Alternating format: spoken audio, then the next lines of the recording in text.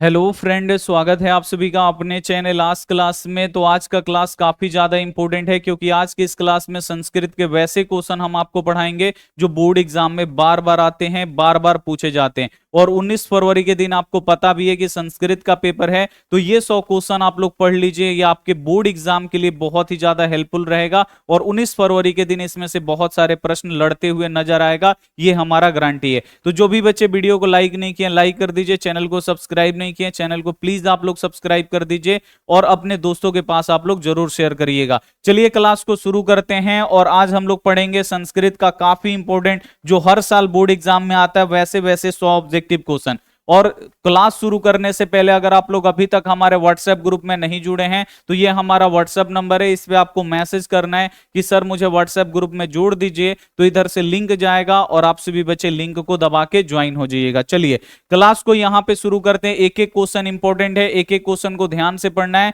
कि उपनिषद के किस शास्त्र के सिद्धांतों को प्रकट करता है। अब आपको बताना है जो उपनिषद है ये किस शास्त्र के सिद्धांतों को प्रकट करता है। तो उपनिषद बाबू आपको याद है किस शास्त्र के सिद्धांतों को प्रकट करता है, तो आपको याद है दर्शन शास्त्र। जो उपनिषद है ना ये दर्शन शास्त्र के सिद्धांतों को प्रकट करता है, इसे आप लोग याद रखिएगा, बहुत ही ज्यादा इंपॉर्टेंट क्वेश्चन है। अगर बोर्ड एग्जाम में पूछ दे कि उपनिषद के लेखक कौन है तो आपको याद रखना है उपनिषद के लेखक महर्षि वेद व्यास हैं। और जो मंगलम पाठ है ये कहां से लिया गया है, तो मंगलम पाठ उपनिषद से ही लिया गया है, इसे आपको याद रखना है। अगला क्वेश्चन आप लोग देखिए, सत्यमेव जयते किस उपनिषद में है, आपको बताना है। जो सत्यमेव जयते वाक्य है ये मंत्र है, ये कहां से लिया गया है, तो सत्यमेव जयते यानी सत्य की ही जीत होती है, ये कहां से लिया गया है, तो आपको याद रखना है मुंडकोपनिषद। ये कहां से लिया गया है, सत्यमेव जयते जो वाक्य है ये कहां से लिया गया है, मुंडकोपनिषद से लिया गया है, ये आपको याद रखना है। अगला क्वेश्चन आप लोग देखिए काफी ज्यादा इंपॉर्टेंट है कि किसकी गुफा में आत्मा निहित है।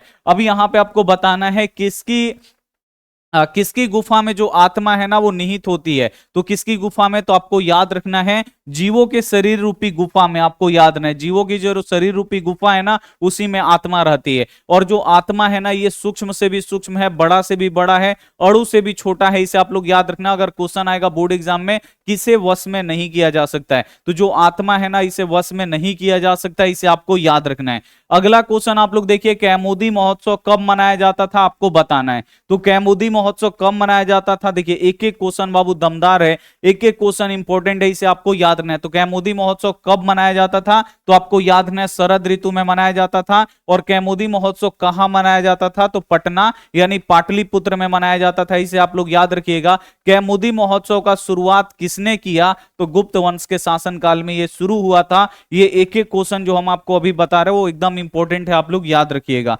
अगला क्वेश्चन आप लोग देखिए, सिखों के 10वें गुरु गुरु गोविंद सिंह का जन्म स्थान कहां पे है। तो जो सिखों के, अब तो पहला क्वेश्चन यही पूछ देगा कि सिखों के 10वें और अंतिमवें गुरु कौन है, इनके बाद कोई गुरु नहीं हुआ। तो सिखों के 10वें और अंतिमवें गुरु कौन है, तो गुरु गोविंद सिंह है, आपको याद रखना। अब यहाँ पे क्वेश्चन आपसे पूछ रहा है कि इनका जन्म स्थान कहां पे है, तो गुरु गोविंद सिंह का जन्म स्थान कहां पे है, पटना में। इनका जन्म पटना में हुआ था, इसे आपको याद रखना है। अगला क्वेश्चन आप लोग देखिए, एशिया महादेश का सबसे लंबा पुल किस नदी पर है। तो पहला क्वेश्चन यही पूछ देगा कि एशिया महादेश का सबसे लंबा पुल कौन सा है, तो एशिया महादेश का सबसे लंबा पुल है गांधी सेतु, इसे आपको याद रखना। और गांधी सेतु कहां पे है, पटना में, आपको याद रखना है। और ये किस नदी के ऊपर बना हुआ है, तो आपको याद रखना है ये गंगा नदी के ऊपर बना हुआ है, इसे आप लोग याद रखिएगा, बहुत ज्यादा इंपॉर्टेंट है, बी वाला ऑप्शन राइट हो जाएगा। अगला क्वेश्चन आप लोग यहां पे देखिए, मुद्रा राक्षस ग्रंथ किस शहर की प्राचीन संकेत है, आपको बताना है। अब आपको बताना है मुद्रा राक्षस ग्रंथ में किस शहर की प्राचीनता का संकेत है, यानी किस शहर के बारे में बताया गया है, तो आपको याद रखना है मुद्रा राक्षस में पाटलिपुत्र के बारे में बताया गया है, इसे आपको याद रखना है। और मुद्रा राक्षस के लेखक कौन है बाबू, तो मुद्रा राक्षस जो ग्रंथ है इसके लेखक है, आपको याद रखना है विशाखत दत्त। जो विशाखत दत्त है ना ये मुद्रा राक्षस के लेखक हैं, आपको याद रखना है। अगला क्वेश्चन आप लोग देखिए, आलसियों को प्रतिदिन इच्छा भर भोजन कौन दिलवाता था, बहुत ही एकदम इंपॉर्टेंट क्वेश्चन है, आपको याद रखना है। तो क्वेश्चन अगर आएगा कि आलसियों को प्रतिदिन इच्छा भर भोजन कौन दिलवाते थे, तो आपको याद रखना है मिथिला के मंत्री बीरेश्वर। कौन बाबू, मिथिला के मंत्री बीरेश्वर, आपको याद रखना है। ये इच्छा भर आलसियों को भी भोजन देते थे और जो अनाथ गरीब थे उनको भी इच्छा भर भोजन देते थे, ये आपको याद रखना है, ठीक है, ये इंपॉर्टेंट है। अगला क्वेश्चन आप लोग देखिए यहां पे, यहाँ पे तर्कयते यदमिस्मान गृहे यहाँ पे अग्नि लघहोर्नी अस्ति, यह आलस कथा पाठ की ये किसकी युक्ति है? कौन बोलता है लगता है इस घर में आग लग गया? तो पहला जो है बोलता है अहम कथा कोलाहल, यानी यह हल्ला कैसा है, वो बोलता है पहला। तो दूसरा बोलता है कि लगता है इस घर में आग लग गया है, अग्नि लग्नि होती अस्ति, यानी इस घर में लग रहा है आग लग गया है। कौन बोलता है बाबू? तो ये दूसरा आलसी बोलता है, इसे आपको याद रखना है, इंपॉर्टेंट है। स्त्रियों के रक्षक कौन होते हैं बाबू? तो स्त्रियों के रक्षक कौन होते हैं? तो उनके पति होते हैं। ये आप लोग याद रखिएगा, बहुत ही ज्यादा इंपॉर्टेंट क्वेश्चन है। स्त्रियों के रक्षक उनके पति होते हैं। अगर क्वेश्चन आएगा कि घर की लक्ष्मी कौन होती है, तो घर की लक्ष्मी स्त्रियां होती हैं। किसकी रक्षा हमें करनी चाहिए? तो स्त्रियों की रक्षा हमें करनी चाहिए, आपको याद रखना है। अगला क्वेश्चन अगर आपसे पूछेगा कि बच्चों का सच्चा रक्षक कौन होती हैं, तो जो माएं होती हैं वो बच्चों की सच्चा रक्षक होती हैं, आपको याद रखना है। यज्ञवल्क्य ने आत्म तत्वों की शिक्षा किसको दिया? तो यज्ञवल्क्य ने आत्मा के बारे में शिक्षा किसको दिए थे? तो अपनी पत्नी मैत्रेयी को दिए थे, आपको याद रखना है। किसको दिए थे? अपनी पत्नी मैत्रेयी को दिए थे। अब क्वेश्चन यहां से एक और आ जाता है कि यज्ञवल्क्य की पत्नी का नाम क्या था? तो यज्ञवल्क्य की पत्नी का नाम क्या था? मैत्रेयी था, ये आपको याद रखना है। अगला क्वेश्चन है गंगा देवी ने किस महाकाव्य की रचना की थी, आपको बताना है। तो गंगा देवी बाबू क्या लिखी हैं? तो आपको याद रखना है मधुरा विजयम। मधुरा विजयम किसने लिखा है? तो आपको याद रखना है गंगा देवी।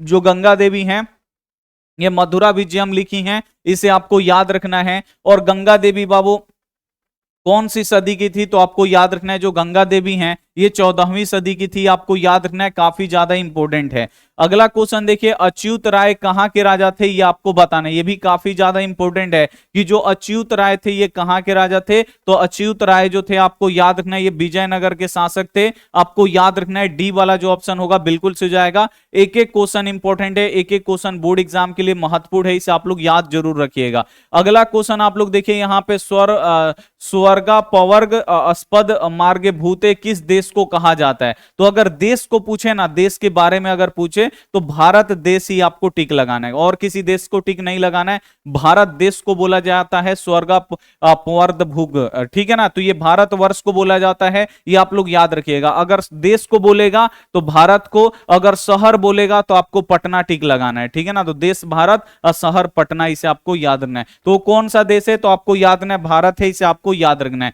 अगला क्वेश्चन देखिए, सीमांतोनयन किस संस्कार के अंतर्गत होता है? तो सीमांतोनयन बाबू कब होता है? तो जो गर्भवती महिलाएं होती हैं जिनके गर्भ में बच्चा पल रहा होता है, उनके खुशी के लिए होता है सीमांतोनयन। तो ये कौन सा संस्कार हुआ बाबू? तो ये जन्म पूर्व संस्कार हुआ। जन्म से पहले का ये संस्कार है, जब बच्चा मां के पेट में रहता है, अब इसका जन्म नहीं हुआ होता है, तब का ये संस्कार है, तो जन्म पूर्व संस्कार है। जन्म पूर्व संस्कार बाबू कितने होते हैं? बोर्ड एग्जाम में आता है, तो आपको याद रखना है 3 होते हैं, ये आपको याद रखना है। शैशव संस्कार यानी बचपन के संस्कार कितने होते हैं? 6 होते हैं।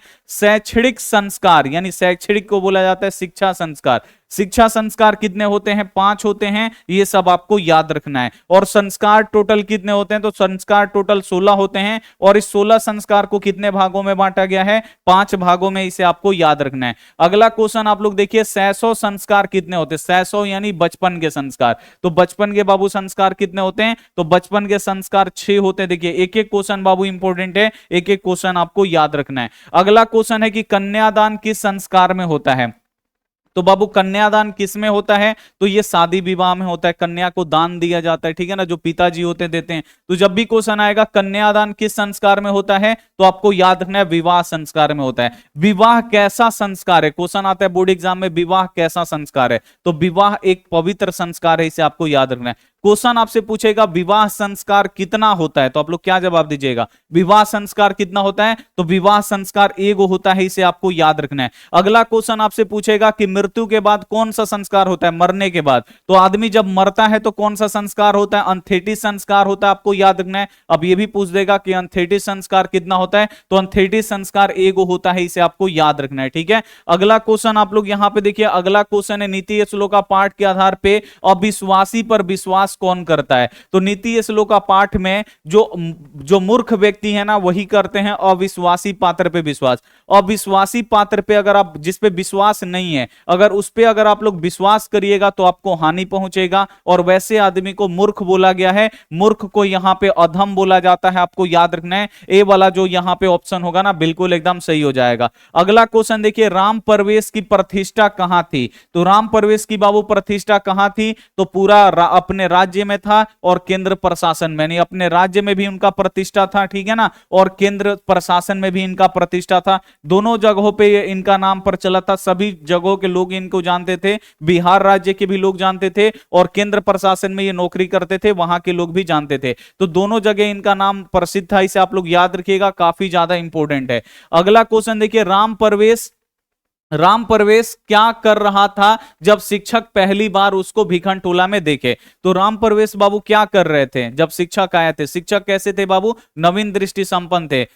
मतलब भिखनटोला गांव को देखने के लिए कौन आए? तो भिखनटोला गांव के देखने के लिए शिक्षक आए। तो जब शिक्षक आए थे भिखनटोला गांव को देखने के लिए, तो राम प्रवेश उस टाइम में क्या कर रहे थे? तो राम प्रवेश उस टाइम में क्या कर रहे थे? तो आपको याद रखना है, खेल रहे थे, ठीक है ना, खेल रहे थे तब देखे थे, आपको याद रखना है। अगला क्वेश्चन देखिए, यहां पे रात्रि जागरण को त्याग कर मूल शंकर कहां गए? यानी रात्रि जागरण को त्याग कर यानी छोड़कर मूल शंकर बाबू कहां चले गए? तो मूल शंकर अपने घर चले गए, आपको याद रखना है। मूल शंकर बाबू किनके बचपन का नाम था? तो आपको याद रखना है, स्वामी दयानंद सरस्वती। स्वामी दयानंद सरस्वती के बचपन का नाम मूल शंकर था, आपको याद रखना है। और क्वेश्चन यह भी आता है कि मूल शंकर का जन्म कहां पे हुआ था? तो गुजरात के टंकारा नामक ग्राम में यानी गांव में। अगला क्वेश्चन पूछेगा कि वेदों की ओर लौटो का नारा किसने दिया? तो वेदों की ओर लौटो का जो नारा है बाबू आपको याद रखना है, स्वामी दयानंद सरस्वती यानी मूल शंकर दिए थे। अगला क्वेश्चन है, स्वामी दयानंद ने सत्यार्थ प्रकाश की रचना किस भाषा में की है? तो स्वामी दयानंद का जो भी उपदेश था ना, ये किस में लिख के गए हैं? स्वामी दयानंद अपना उपदेश किस में लिख के गए हैं? तो इन्होंने एक किताब लिखा है सत्यार्थ प्रकाश, ठीक है ना। तो स्वामी दयानंद अपना उपदेश सत्यार्थ प्रकाश में लिख के गए हैं, और किस भाषा में इसको लिखे हैं ये आपको याद रखना है, इसे हिंदी भाषा में लिखे हैं। इंपॉर्टेंट क्वेश्चन है। और यही स्वामी दयानंद है ना, ये वेद भाष्य से लिखे हैं, वेदों को क्या किए हैं? हिंदी में भी लिखे हैं, संस्कृत में भी लिखे हैं। तो वेद भाष्य जो है ना उसको हिंदी में भी लिखे हैं, संस्कृत में भी लिखे हैं, कि जो वेद हिंदी में पढ़ना चाहता है वो हिंदी में पढ़ ले, और जो संस्कृत में पढ़ना चाहता है वो संस्कृत में भी पढ़ ले। तो वेद भाष्य को हिंदी और संस्कृत दोनों में लिखे हैं, लेकिन जो इनका अपना उपदेश है सत्यार्थ प्रकाश में लिखे हैं, और किस में लिखे हैं? ये केवल हिंदी में लिखे हैं, आप लोग याद रखिएगा। रामचंद्र जी शोभने संबोधन का प्रयोग किसके लिए करते हैं? अब यहां पे आपको बताने, जब राम जी, सीता जी, लक्ष्मण जी वनवास होता है तो चित्रकूट पहुंचते हैं, तो राम जी यहां पे शोभने शब्द किसके लिए प्रयोग करते हैं? हे शोभने, हे विशालाक्षी, हे दारा, ठीक है ना। मतलब ये सब किसके लिए प्रयोग करते हैं? हे सीते। तो आपको याद रखना है अपनी पत्नी सीता जी के लिए करते हैं, आपको याद रखना है शोभने, आपको याद रखना है डी वाला जो ऑप्शन होगा राइट हो जाएगा। अगला क्वेश्चन देखिए, न दादात्मय न ददात्मय यानी नहीं दीजिए नहीं दीजिए, यानी जब वो बोले थे कि कवच और कुंडल दे दीजिए, जो भगवान इंद्र थे वो बोले थे कि मुझे कवच और कुंडल चाहिए, तो वो बोलते हैं कि जो बगल में शल्य राज थे ना, शल्य प्रदेश के राजा, वो बोलते हैं कर्ण से न ददात्मय नहीं दीजिए नहीं दीजिए, ठीक है ना। तो यहां पे न ददात्मय किसकी युक्ति है? तो जो शल्य राज है ना वो बोलते हैं नहीं दीजिए, जब कर्ण अपना कवच और कुंडल दे रहे थे। तो ठीक है, ये आप लोग याद रखिएगा।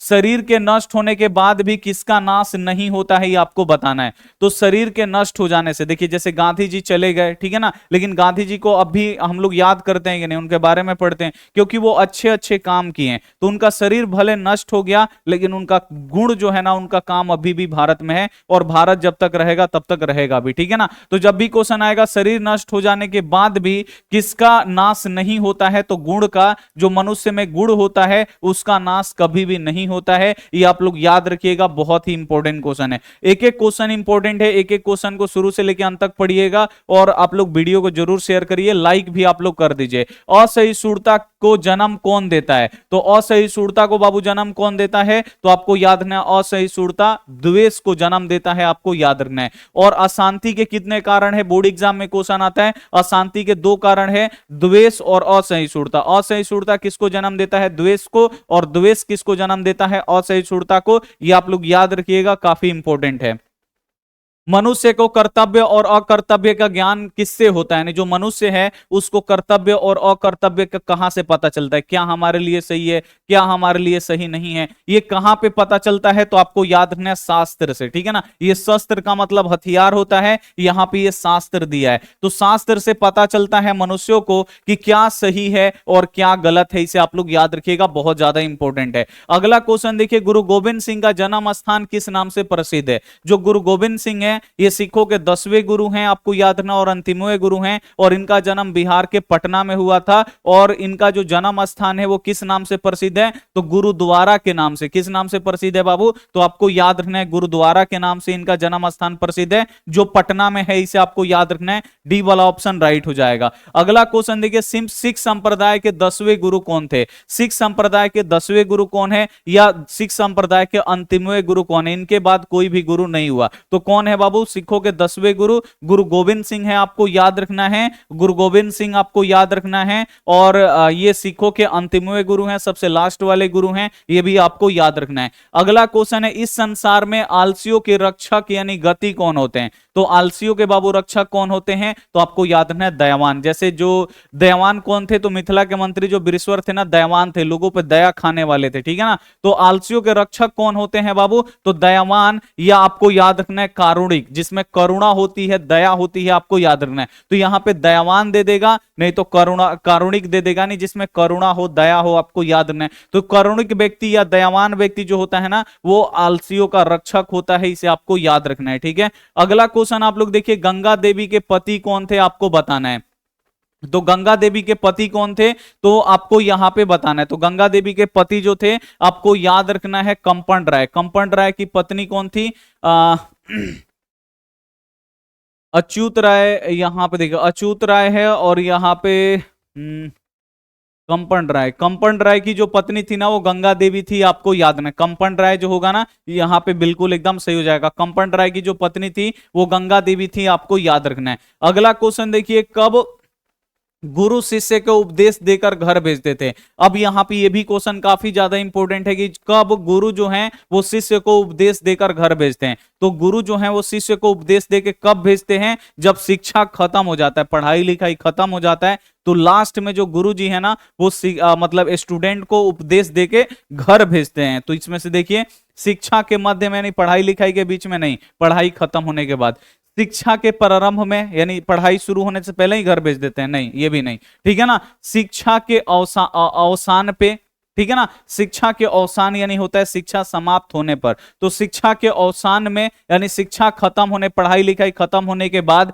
जो गुरु है ना, वो शिष्य को उपदेश देके घर भेजते हैं। शिक्षा आरंभ के पूर्व, यानी शिक्षा शुरू होने से पहले ही घर भेज देते हैं, नहीं, शिक्षा शुरू होने के पहले घर नहीं भेजते हैं, शिक्षा आरंभ होने के पहले घर नहीं भेजते हैं, ठीक है ना। यहाँ पे शिक्षा के मध्य में नहीं भेजते, कब, शिक्षा के अवसान में, ठीक है ना, यानी जब शिक्षा समाप्त हो जाता है तब भेजते हैं, इसे आपको याद रखना है, ठीक है। अगला क्वेश्चन आप लोग देखिए, यहाँ पे शिष्य का पहला सौर कर्म कहां पे होता है। सौर कर्म यानी बाबू आपको याद रखना है मुंडी का केस छिलना। सौर कर्म का मतलब होता है मुंडी का केस छिलना। तो शिक्षा, यहाँ पे शिष्य का पहला सौर कर्म कहां पे होता है, तो सौर कर्म यानी मुंडी का केस छिलना किस कहां पे होता है, तो आपको याद रखना है गुरु के घर पे सबसे पहले आपको याद रखना है सौर कर्म होता है, यानी इसमें क्या किया जाता है, बच्चों का मुंडी छीला जाता है, इसे आपको याद रखना है, जितने भी केस है सर पे वो हटाया जाता है। अगला क्वेश्चन है, काम क्रोध लोभ। लोभ यानी आपको याद रखना है वही मोह, यहाँ पे लोभ होना चाहिए। काम क्रोध और जो लोभ है वो किसके द्वार है, आपको बताना है। तो काम क्रोध और लोभ जो किसके हैं, किसके द्वार हैं, तो ये नरक के द्वार है। आदमी को ये कहां पहुंचा देते हैं, सीधे नरक में पहुंचाते हैं, इसे आपको याद रखना, वहां पे आदमी फ्राई होते हैं, ठीक है ना, तेल में अच्छा अच्छा फ्राई होते हैं। अगला क्वेश्चन आप लोग देखिए, बिना बुलाए कौन आता है, यहां पे आपको बताना है। बिना बुलाए कौन आता है, बिना बोले कौन आता है, ये आपको बोर्ड एग्जाम में पूछता है। तो बिना बुलाए कौन आते हैं, तो आपको याद रखना है कि जो मूर्ख लोग हैं ये बिना बुलाए आते हैं, मूर्ख लोग बिना बोले बोलते हैं, तो ये सब आपको याद रखना होगा, ठीक है। अगला क्वेश्चन आप लोग देखिए, राम प्रवेश राम ने स्नातक परीक्षा में प्रथम स्थान प्राप्त करके किसकी ख्याति को बढ़ाया। तो राम प्रवेश राम ने स्नातक परीक्षा में कौन सा स्थान प्राप्त किए, पहला स्थान प्राप्त किए, और किसकी ख्याति बढ़ाए, तो आपको याद रखना है, अपने महाविद्यालय की ख्याति को बढ़ाए थे, इसे आपको याद रखना है। इंपॉर्टेंट क्वेश्चन है, बी वाला जो ऑप्शन होगा राइट हो जाएगा। अगला क्वेश्चन देखिए, मूल शंकर को बिरजानंद के दर्शन कहां पे हुए? अब जो मूल शंकर थे ना बाबू, आपको याद है स्वामी दयानंद थे, स्वामी दयानंद थे।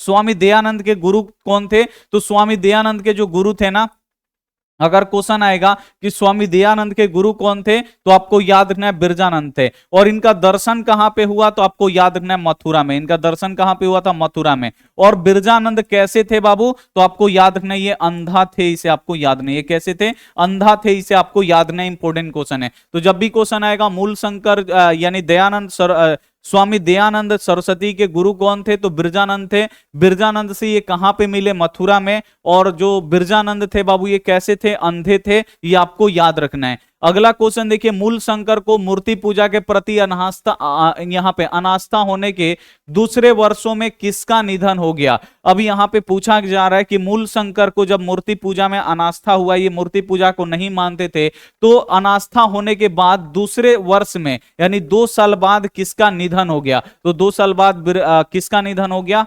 स्वामी दयानंद के घर में। तो आपको याद रखना उनकी प्यारी बहन, उनकी प्यारी जो बहन थी, आपको याद रखना उसका 2 साल के बाद निधन हो गया। और वहीं से ये क्या बन गए? वैरागी बन गए, ये आपको याद रखना है। तो 2 साल बाद इनके बहन की मृत्यु हो जाती है। यहां पे सरस्वती कुल गृहम किसे कहा जाता है? कुल गृहम का मतलब सरस्वती जी का कुल गृह किसे कहा जाता है? तो सरस्वती कुल गृहम यानी सरस्वती जी का कुल गृह कौन सा है? तो आपको याद रखना है पाटलिपुत्र। जो पाटलिपुत्र है ना, ये सरस्वती जी का कुल गृह है। सरस्वती जी यहीं पे निवास करती हैं, आपको याद रखना है। अगला क्वेश्चन देखिए, मध्यकाल में पाटलिपुत्र किस नाम से प्रसिद्ध हुआ? तो मध्यकाल में जो है बाबू पाटलिपुत्र किस नाम से प्रसिद्ध हुआ? तो मध्यकाल में जो पाटलिपुत्र है ना, ये पटना के नाम से प्रसिद्ध हो गया, इसे आपको याद रखना है। मध्यकाल में पाटलिपुत्र किसके नाम से प्रसिद्ध हो गया? तो ये पटना के नाम से प्रसिद्ध हो गया मध्यकाल में। पाटलिपुत्र से अब लोग लगे इसे पटना पटना बोलने, आज तक बोलते हैं। अगला क्वेश्चन देखिए कि पाटलिपुत्र का वैभव किस शासन काल में अत्यंत समृद्ध था? तो पाटलिपुत्र का जो वैभव था वो किसके शासनकाल में एकदम यहां पे समृद्ध था, अच्छा था? तो आपको याद रखना चंद्रगुप्त मौर्य। जो चंद्रगुप्त मौर्य थे ना, ये पाटलिपुत्र के राजा थे, और इनके समय में आपको याद रखना है जो पाटलिपुत्र था ना, बहुत ही समृद्ध था, इसे आपको याद रखना है। और रक्षा व्यवस्था बहुत ही ज्यादा उत्कृष्ट था, ये आपको याद रखना है। ठीक है। आलस कथा पाठ में किस दोष का निरूपण किया गया है? यानी जो आलस कथा पाठ है बाबू, इसमें किस दोष को दिखाया गया है? तो आलस कथा पाठ में आपको याद रखना है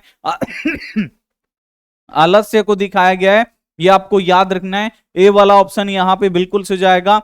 क्वेश्चन आएगा कि नीतिकार आलस को क्या मानते हैं? तो नीतिकार आलस को शत्रु मानते हैं। और वास्तविक आलसियों की संख्या कितनी थी? यानी जो सच में आलसी थे उनकी संख्या कितनी थी? तो आपको याद रखना है 4। अगला क्वेश्चन है, जलती हुई आलसशाला में चारों आलसी क्या कर रहे थे जब आलसशाला में आग लगाया गया? आलसशाला में आग क्यों लगाया गया? आलसियों की परीक्षा लेने के लिए। तो जब आलसशाला में आग लगाया गया तो आग लगा है, आलसशाला में आग लगा है, लेकिन चारों आलसी क्या कर रहे थे? तो आपस में बातचीत कर रहे थे, इसे आपको याद रखना है। परस्पर वार्तालाप, परस्पर वार्तालाप आपको याद रखना है। परस्पर वार्तालाप यहां पे होना चाहिए, यानी बतिया रहे थे, यानी आपस में बतिया रहे थे, आपको याद रखना है। ठीक है। और कितने आलसी थे? तो आपको याद रखना है 4 आलसी थे, और ये परस्पर वार्तालाप कर रहे थे, यानी बातचीत कर रहे थे। अथर्ववेद में कितनी मंत्र दर्शनवती ऋषिकाओं का उल्लेख है? तो अथर्ववेद में कितनी मंत्र दर्शनवती ऋषिकाओं का उल्लेख है? तो आपको याद रखना है 5। अथर्ववेद में 5 दर्शनवती महिलाओं का उल्लेख है, इसे आपको याद रखना है। और वही ऋग्वेद में कितना है? 24 है, इसे आप लोग याद रखिएगा। अगला क्वेश्चन देखिए, कंपन राय की रानी क्या थी? आपको बताना है। तो कंपन राय की रानी कौन है? तो आपको याद रखना है तिरुलांबा। जो तिरुलांबा है ना, ये कंपन राय की रानी है, आपको याद रखना है। कंपन राय की रानी कौन सी है? अच्छा, ये तिरुलांबा जो है चंद्रादित्य की रानी है, विजय भट्टारी का चंद्रादित्य। तिरुलांबा, यहाँ पे कंपन राय की पत्नी कौन है? तो कंपन राय की जो पत्नी है वो गंगा देवी है। ठीक है ना, ये आपको याद रखना है। कंपन राय की पत्नी कौन है? तो गंगा देवी है, आपको याद रखना है, इंपॉर्टेंट है। अगला क्वेश्चन आप लोग यहाँ पे देखिए, भारत महिमा पाठ का उद्धृत है, यानी जो भारत महिमा पाठ है ये कहां से लिया गया है? तो भारत महिमा पाठ बाबू कहां से लिया गया है? तो जो भारत महिमा पाठ है ये आपको याद रखना है, ये पुराण से लिया गया है। और पुराण से आपको याद रखना है, दो श्लोक लिया गया है। पहला श्लोक आपको याद रखना है विष्णु पुराण से, और जो दूसरा श्लोक है वो भगवत पुराण से लिया गया है, इसे आपको याद रखना है। कि शांत संस्कार किस संस्कार के अंतर्गत आता है? कि शांत संस्कार में क्या होता है बाबू, आपको याद रखना है कि बच्चों का बाल छीला जाता है, मुंडी का जो बाल है वो छीला जाता है, और जो माता पिता है वो गाय को दान करते हैं गुरु जी को, ठीक है ना, जब किसान संस्कार होता है। तो आपको याद रखना है किसान संस्कार को क्या बोला जाता है, तो इसे आपको याद बोल रहा है किसान संस्कार किस संस्कार के अंतर्गत आता है? तो ये कहां पे होता है? गुरु जी के घर पे होता है। तो ये शिक्षा संस्कार का क्या है, एक काम है, इसे आपको याद रखना है। तो ये शैक्षणिक संस्कार में आता है। और किसान संस्कार को क्या बोला जाता है? गोदान भी बोला जाता है, इसे आपको याद रखना। और ये शिक्षा संस्कार के अंतर्गत पे आता है क्योंकि ये गुरु के घर पे होता है पढ़ते टाइम। शिष्य वेद आरंभ कहां पे करते हैं? यानी जो शिष्य लोग हैं ये वेद कहां पे पढ़ते हैं आपको बताना है। तो शिष्य लोग वेद कहां पे पढ़ते हैं? तो आपको याद रखना है गुरु गृह, यानी गुरु के घर पे वेद पढ़ते हैं, आपको याद रखना है, काफी ज्यादा इंपॉर्टेंट है। और शिष्य को क्या कहा जाता था? तो जो शिष्य लोग थे ना इन्हें क्या बोला जाता था? ब्रह्मचारी, ये आपको याद रखना है। अगला क्वेश्चन देखिए, किस संस्कार का मुख्य क्रम गोदान होता है? अब आपको बताना है गोदान का मतलब होता है गाय दान।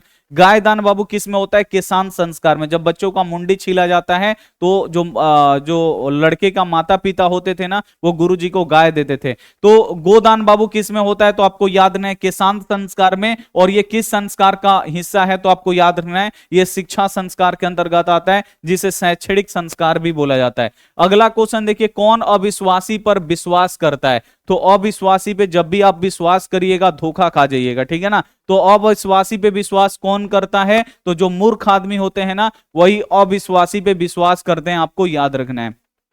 किसकी रक्षा विशेष रूप से करनी चाहिए? अभी यहां पे आपको बताना है किसकी रक्षा हमें विशेष रूप से करना चाहिए। तो आपको याद रखना है स्त्रियों, स्त्रियों की रक्षा जो है ना विशेष रूप से करना चाहिए, इसे आपको याद रखना है। और बोर्ड एग्जाम में यह भी क्वेश्चन आता है कि घर की लक्ष्मी कौन है? तो घर की लक्ष्मी कौन है बाबू? स्त्रियां हैं, ये आपको याद रखना है। भीखन टोला को देखने के लिए कौन आए आपको बताना है। तो भीखन टोला को देखने के लिए कौन आए थे? तो भीखन टोला को देखने के लिए शिक्षक आए थे। और शिक्षक कैसे थे? तो शिक्षक थे नवीन दृष्टि संपन्न, इसे आपको याद रखना है, बहुत ही ज्यादा इंपॉर्टेंट क्वेश्चन है। और शिक्षक किसको देखे? तो शिक्षक राम प्रवेश राम को देखे, ठीक है ना। और राम प्रवेश राम उस टाइम क्या कर रहे थे? खेल रहे थे, ये आपको याद रखना है। अगला क्वेश्चन देखिए, लक्ष्मी किससे प्राप्त होती हैं आपको बताना है। तो लक्ष्मी बाबू किन के पास जाती हैं? तो लक्ष्मी किन के पास जाती हैं? जो उद्योगी आदमी है, जो मेहनती आदमी है, उसके पास लक्ष्मी जाती हैं, आपको याद रखना है। तो जब भी क्वेश्चन आएगा कि लक्ष्मी यानी संपत्ति किससे प्राप्त होती है, तो उद्यमी को आपको याद रखना है। उद्योगी पुरुष यानी जो उद्यमी होते हैं, जो मेहनती होते हैं, उन्हीं के पास क्या होती है? लक्ष्मी जाती है, ये आपको याद रखना है।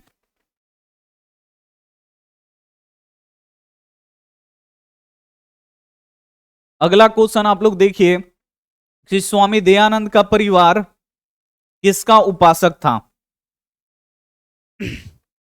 अब यहां पे आपको बताना है कि जो स्वामी दयानंद का परिवार था वो किसका उपासक था। तो स्वामी दयानंद का जो परिवार था ये भगवान शिव का उपासक था, इसे आपको याद रखना है। और बोर्ड एग्जाम में यह भी क्वेश्चन आता है कि स्वामी दयानंद का जो जन्म हुआ था वो किस परिवार में हुआ था।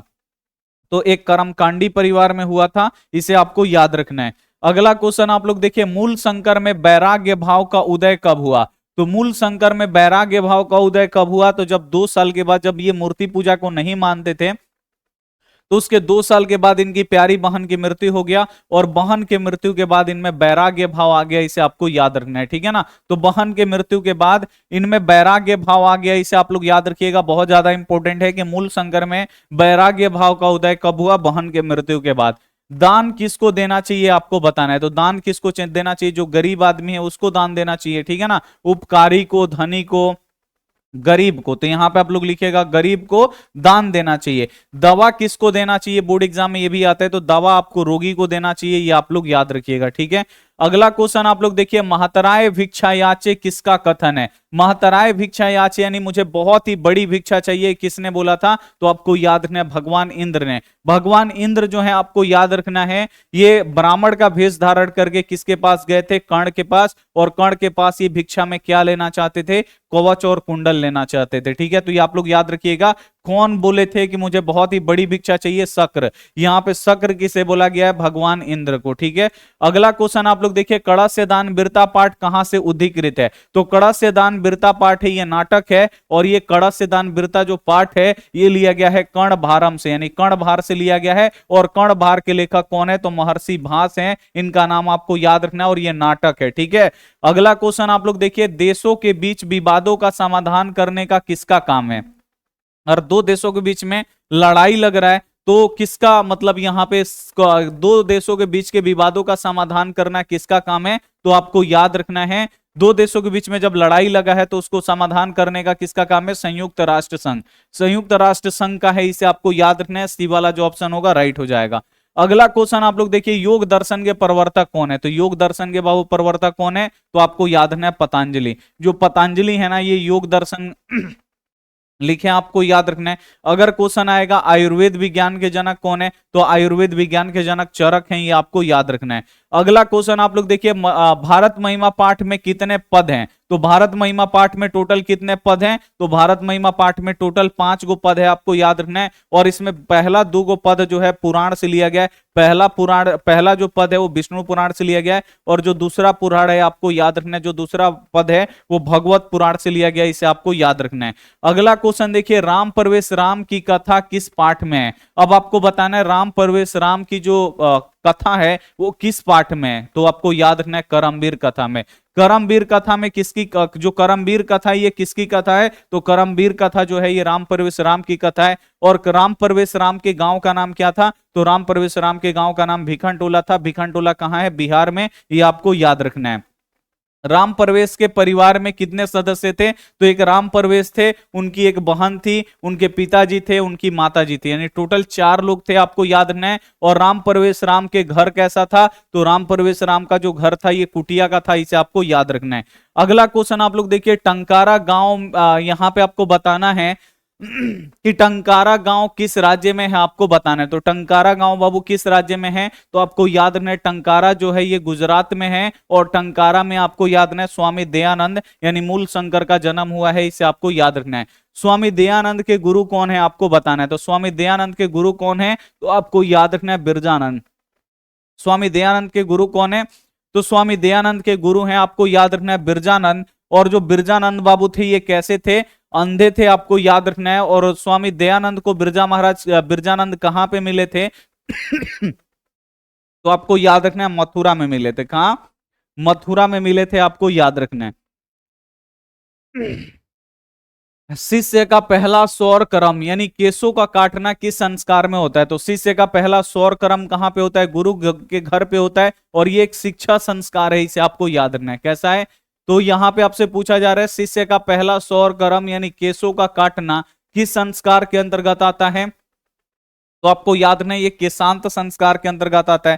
केशांत में क्या किया जाता है? बच्चा का केस काट दिया जाता है, यानी छील छाल के एकदम चिकना चट कर दिया जाता है। ठीक है, अगला क्वेश्चन है गांधी सेतु पुल किस नदी पर है? तो जो गांधी सेतु पुल है आपको याद नहीं, ये गंगा नदी पर है। और एशिया का सबसे लंबा अगर पुल पूछे कि एशिया का सबसे लंबा पुल कौन सा है, तो गांधी सेतु है, इसे आपको याद रखना है। सुलभा कौन है, आपको बता सुलभ कौन है? सुलभ यानी सभी जगहों पे आसानी से मिलने वाले कौन है? तो आपको याद रखना है सतत प्रियवादी, यानी जो मीठा मीठा बोलते हैं वो हर जगह पे सुलभ होते हैं, आपको याद रखना है। यानी जो सतत प्रियवादी लोग होते हैं ये हर जगह पे सुलभ होते हैं, इसे आपको याद रखना है, सभी जगहों पे मिल जाएंगे। नीति श्लोका पाठ में कितने श्लोक हैं, आपको बताना है। तो नीति श्लोका जो पाठ है इसमें टोटल 10 श्लोक है, आप लोग याद रखिएगा, बहुत ज्यादा इंपोर्टेंट क्वेश्चन है। नीति श्लोका पाठ में कितने श्लोक हैं? तो नीति श्लोका पाठ में टोटल 10 श्लोक है। अगला क्वेश्चन आप लोग देखिए, शिक्षा कर्म डैश परम गति, यहाँ पे आपको बताना है शिक्षा कर्म डैश का परम गति है, इस पे आपको वाक्य भरना है। तो जो शिक्षा कर्म है ना ये जीवनस्य यानी जीवन का आपको याद रखना है। जो यहाँ पे शिक्षा कर्म है ना ये जीवनस्य यानी जीवन का ये परम गति है, इसे आप लोग याद रखिएगा, इंपॉर्टेंट है। अगला क्वेश्चन आप लोग देखिए, स्वामी दयानंद के लिए कौन सा पर्व उद्बोधक सिद्ध हुआ? तो स्वामी दयानंद के लिए बाबू कौन सा पर्व है उद्बोधक सिद्ध हुआ? तो आपको याद रखना है शिवरात्रि। शिवरात्रि के दिन ही इनका क्या हो गया बाबू? परिवर्तन हो गया हृदय, आपको याद रखना है। तो कौन सा ये हो गया, आपको याद रखना है। तो जब भी क्वेश्चन आएगा कि स्वामी दयानंद के लिए कौन सा पर्व उद्बोधक सिद्ध हुआ, तो आपको याद रखना है शिवरात्रि हो गया। अगला क्वेश्चन आप लोग देखिए, कर्णभार रूपक कथा कहां से ली गई है? तो कर्णभार बाबू कहां से लिया गया है? तो कर्णभार, कर्ण बाबू किस कहां के पात्र हैं? तो आपको याद रखना है महाभारत के ये पात्र हैं। तो कर्णभार कहां से लिया गया है? महाभारत से लिया गया है, इसे आपको याद रखना है, ठीक है। और कर्णभार के लेखक कौन है? तो आपको याद रखना है महर्षि भास। सिख संप्रदाय के 10वें सिख संप्रदाय के गुरु कौन थे? अब इसमें से आपको बताना है भाई सिख संप्रदाय के गुरु कौन है। तो सिख संप्रदाय के गुरु कौन थे? तो यहाँ पे गुरु गोविंद सिंह, जो गुरु गोविंद सिंह है ना, ये सिखों के 10वें गुरु है, आपको याद रखना। और इनका जन्म बिहार के पटना में हुआ था, इसे आपको याद रखना है। पटना का शब्द, पटना शब्द किससे बना है? अब आपको बताना है कि जो पटना शब्द है ये किससे बना है। तो पटना शब्द किससे बना है? आपको याद रखना है पतन, पतन से पटना बना है, इसे आपको याद रखना है। और एक क्वेश्चन ये भी आता है बोर्ड एग्जाम में कि पटना की रक्षा करने वाली देवी कौन सी है? पटना की देवी कौन है? तो पटना की देवी है पटन देवी, या पटना का रक्षा करने वाली देवी कौन सी है? पटन देवी है, आपको याद रखना है। दक्षिण भारतीय संस्कृत लेखिकाएं कौन सी है? तो दक्षिण भारत की संस्कृत लेखिकाएं कौन सी है? तो शिला भट्टारिका है, राम भद्रम्बा है, आपको याद रखना है, देव कुमारिका है, ये सभी क्या है बाबू? आपको याद रखना है दक्षिण भारत की हैं। डी वाला ऑप्शन यहां पे राइट आंसर हो जाएगा। अगला क्वेश्चन है, विजय भट्टारिका किसकी रानी थी? तो जो विजय भट्टारिका है, आपको याद नहीं, ये चंद्रादित्य की रानी है, ये आपको याद रखना है। आलस कथा में अहो कथमय कोलाहल, यानी ये हल्ला कैसा है, किसकी युक्ति है? तो आपको बताना है आलस कथा पाठ में कौन बोला यहाँ पे अहो कथमय कोलाहल, यानी ये हल्ला कहां पे हो रहा है, ये कौन बोला था? तो ये पहला आलसी बोलता है, ये आप लोग याद रखिएगा। आलसशाला में आग किसने लगाई? अब यहां पे आपको बताना है कि आलसशाला में आग किसने लगाया? तो आपको याद रखना है आलसशाला के कर्मचारियों ने। यानी जो आलसशाला के कर्मचारी थे वही क्या किए बाबू? आलसशाला में आग लगाई, इसे आप लोग याद रखना है। बहुत ज्यादा इंपॉर्टेंट क्वेश्चन है बोर्ड एग्जाम के लिए कि आलसशाला में आग किसने लगाई? तो आलसशाला के कर्मचारियों ने लगाया। क्यों लगाया? आलसियों का मतलब परीक्षा लेने के लिए, यानी असली आलसियों को पहचानने के लिए।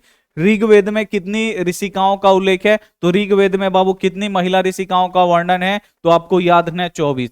ऋग्वेद में 24 महिला ऋषिकाओं का वर्णन है, और अथर्ववेद में 5, आपको याद रखना है। अगला क्वेश्चन है, समाज की गाड़ी कैसे चलती है? बोर्ड एग्जाम में पूछता है। तो समाज की जो गाड़ी है ये पुरुष और नारियों के सहयोग से चलता है, इसे आप लोग याद रखिएगा, इंपॉर्टेंट क्वेश्चन है बोर्ड एग्जाम के लिए।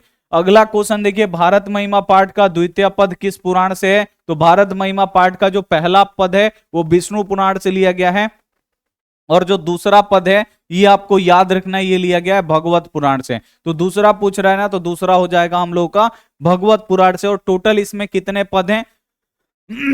तो टोटल 5 गो पद है, इसे आपको याद रखना है। अगला क्वेश्चन देखिए, संस्कार कितने प्रकार के होते हैं? तो आपको याद रखना है संस्कार 16 होते हैं, और इस 16 संस्कार को कितने भागों में बांटा गया है? 16 संस्कार को 5 भागों में बांटा गया है। अगला क्वेश्चन देखिए, अंथेटी संस्कार कब होता है? तो अंथेटी संस्कार कब होता है? जब आदमी मर जाता है तब अंथेटी संस्कार होता है, मरणोपरांत होता है, मरने के बाद होता है। और ये संस्कार कितना होता है? तो आपको याद रखना है एगो होता है अंथेटी संस्कार। अगला क्वेश्चन है, अपनी उन्नति चाहने वालों को कितनी दोषों को त्याग देनी चाहिए? अगर आपको जीवन में आगे बढ़ना है तो आपको कितने दोषों को त्यागना होगा? तो आपको याद रखना है 6 गो दोषों को त्यागना होगा। निंद्रा, तंद्रा, आलस, क्रोध, भय, ये सब आपको क्या होगा? दीर्घ सूत्रा, ये सब आपको 6 गो जो दोष है उसको त्यागना होगा। घर की शोभा कौन है? बोर्ड एग्जाम में आता है भाई, घर की शोभा कौन है, घर की लक्ष्मी कौन है? तो आपको याद नहीं, स्त्रियां। जो स्त्रियां हैं ये घर की शोभा हैं, और जो स्त्रियां हैं ये घर की लक्ष्मी है, इसे आपको याद रखना है। अगला क्वेश्चन आप लोग देखिए, मंदाकिनी वर्णम पाठ किस ग्रंथ से संकलित है? तो मंदाकिनी वर्णम जो पाठ है ये रामायण से संकलित है, इसे आपको याद रखना है, काफी ज्यादा इंपॉर्टेंट है। अगला क्वेश्चन देखिए, शक्र ने कर्ण से छल पूर्वक क्या ले लिया? शक्र यानी भगवान इंद्र, भगवान इंद्र बाबू कर्ण से क्या छल पूर्वक ले लेते हैं? तो उनका कवच और कुंडल ले लेते हैं, इसे आपको याद रखना है, ठीक है। और ये भी क्वेश्चन आता है, कर्ण कैसे आदमी थे? तो कर्ण जो थे दानशील आदमी थे, बाघ के हाथ में क्या था आपसे पूछा जा रहा है, तो बाघ के हाथ में क्या था बाबू, सोने का कंगन था, इसे आपको याद रखना है। बाघ के हाथ में क्या था, सोने का कंगन था, इसे आपको याद रखना है। सीता रामचंद्र से डैश अस्ति, यानी जो सीता है वो रामचंद्र की क्या है, तो सीता जी बाबू रामचंद्र की क्या है, तो आपको याद रखना है पुत्री नहीं है, माता नहीं है, यहाँ पे प्रिया नहीं है, आपको याद रखना है सूता, सूता यानी होगा शायद स्त्री, ठीक है ना, सूता आपको याद रखना है, इनकी पत्नी है, आपको याद रखना है, ठीक है। अगला क्वेश्चन देखिए, शांति किससे स्थापित होता है, तो शांति बाबू किससे स्थापित होता है, तो आपको याद रखना है उपरोपकार से, अगर आप उपकार करिएगा किसी पे तो शांति स्थापित होता है, इसे आपको याद रखना है। अगला क्वेश्चन देखिए, सारा संसार को अपना परिवार किसके लिए, तो ये जो पूरा संसार है इसको परिवार कौन मानता है, तो जिसका उदार चरित, जिसका उदार चित है, यानी जिसका बड़ा हृदय है, वही क्या करता है, पूरा संसार को अपना परिवार मानता है। तो आपको याद ना, उदार चरित वाले लोग जो होते हैं पूरा संसार को अपना परिवार मानते हैं।